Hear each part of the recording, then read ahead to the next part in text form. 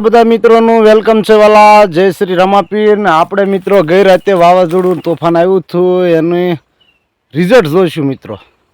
Result એટલું બધું ભયંકર છે મિત્રો. જો મારી પાસે આપણો કેળનો બગીચો છે એનું એક પણ પાંદડું સારું રહેવા દીધું નથી અને પી નાખ્યું અને થળિયા જુઓ બધું કેળ નમાવી દીધી છે. આવી રીતની નમી ગઈ છે. તો નમી ગઈ છે એ તો મિત્રો સારી થશે પણ આમ જુઓ આ કેળની દિશા છે મિત્રો. જો આ બધું તોડી ફોડી નાખ્યું છે અને આપણે કેળની દિશા છે મિત્રો. તો આ બધું વાવાઝોડું અત્યારે કાળા ઉનાળો વાવાઝોડું વરસાદ અત્યારે વરસાદ આવે તો ખેડૂતને પેટ ફાડીને એનું મહેનત મજૂરી છે એ લઈ જાય છે મિત્રો. આજે ખેડૂતની પથારી ફરી જાય છે કારણ કે બીજું કોઈ મિત્રો આમાં હેરાન થતું નથી કારણ કે ખેડૂત સિવાય કોઈ હેરાન થતું નથી. બંને ક્યાં લગી બધા ખેડૂત જ ભોગવવાનું હોય છે મિત્રો. તો તમે વિચાર કરો છતાંય ખેડૂતને કોઈ જાતની સહાય મળતી નથી. કોઈ જાતનું ખેડૂતને કોઈ માનતું નથી. વિડીયો જોવે તો એમ કે આ ખેડૂતનો વિડીયો છે મિત્રો.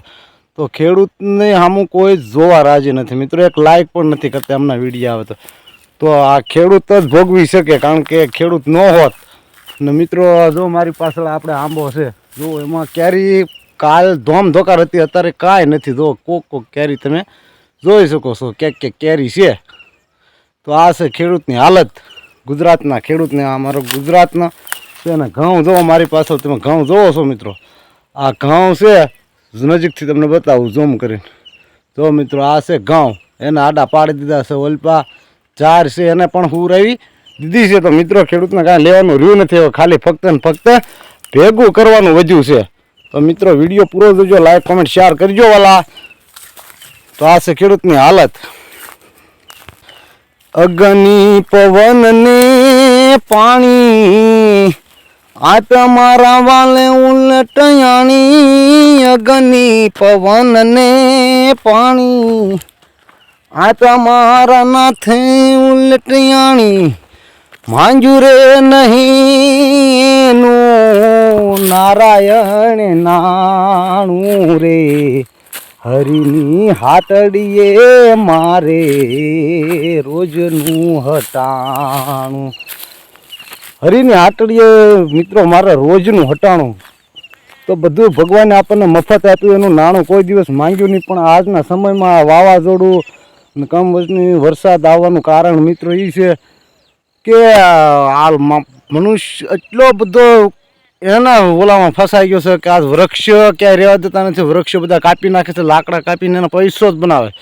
પછી જંગલમાં ડુંગરા વિસ્તારમાં મિત્રો આગ લાગે. અમારે જુઓ તમે સામે પાછળ બતાવું આ ચતુર્જીનો ડુંગરો બતાવે છે. એ એક વર્ષમાં ત્રણથી 4 ફેર હળગી જાય છે. તો મિત્રો આ આપણો કરેલો આપણે ભોગવ્યું છે કારણ કે વૃક્ષ ન હોય એટલે એ તોફાન થવાનું.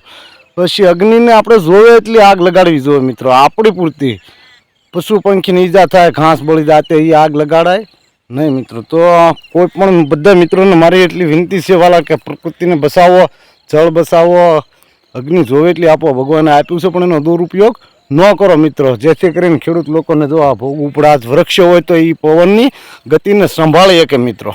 એને થોભી શકે, એને કમ કરી નાખે, ધીમો કપાડી દે. એ વૃક્ષ જ કરીએ કે આપણે આડા ફરી દે મિત્રો થાય નહીં. તો મિત્રો બધા મિત્રોને વિનંતી છે કે વિડીયો ભાઈબંધ દોસ્તારો સુધી શેર કરજો અને બધા વૃક્ષ રોપણ કરો અને પ્રકૃતિનું આ પ્રકૃતિ છે એનું બધા જતન કરો અને બધા જાગવી કે આપણે પહેલાંના સમયમાં કોઈ દિવસ આવા રીતના વાવાઝોડા થતા જ નહીં મિત્રો. મારી પાસે સણ્યા છે તમે જુઓ આ સણ્યા ક્યાંક ક્યાંક બતાવે ને એ બધા ખેદાન મેદાન કરી નાખ્યા મિત્રો.